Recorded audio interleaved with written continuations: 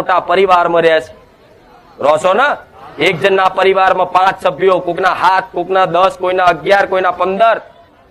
પણ જાતે તમારી આત્માને પૂછો, તમે જાતે મનથી પૂછો ને તો તમને એવું લાગશે કે હું એકલી જ છું, મારું કોઈ નહીં. દીકરાઓને મનથી એવું લાગશે કે હું એકલો છું, મારું કોઈ નહીં.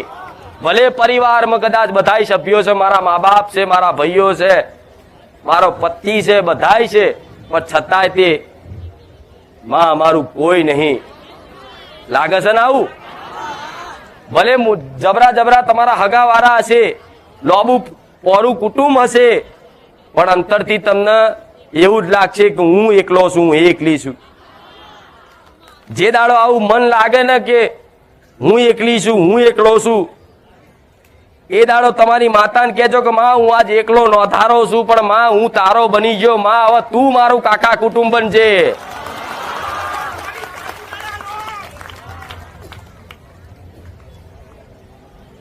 તમારા બધા કર્તવ્ય નિભાઈ લઉં. કોઈ દીકરી એકલી રહેતી હોય, માન દીકરી એકલી ઘરમાં હોય અને કદાચ એનો કોઈ સહારો ના રહ્યો હોય, એનું કાકા કુટુંબ કોઈ ના રહ્યું હોય, પણ દીકરીના કદાચ વિવાહ કરવાના હોય ને અને પૈસા રૂપિયો ના હોય ને, હું મેલડી ગમે તો એ શેઠ બની ના આવું કે લે હું બેઠી છું, કર, અને ધામધૂમથી કરાવું. બધા વ્યવહાર તમારે સમાજમાં આબરૂ ના જવા દઉં. બધા વ્યવહાર કદાચ તમારથી ના થતા હોય ને, એનથી વ્યવહાર કરવા વાળી હું મેલડી બેઠી છું. એટલે તમારા ઘરમાં દીકરા દીકરીઓના કદાચ લગ્ન પ્રસંગની ચિંતા હોય, સંબંધની ચિંતા હોય, તો હા હું માનું છું તમે મા બાપ છો, તમને ચિંતા છે કે દીકરાની ઉંમર 30 વર્ષ થવાય, માં કોઈ હગું નહીં બતાવતું, કોઈ હગું નહીં થતું.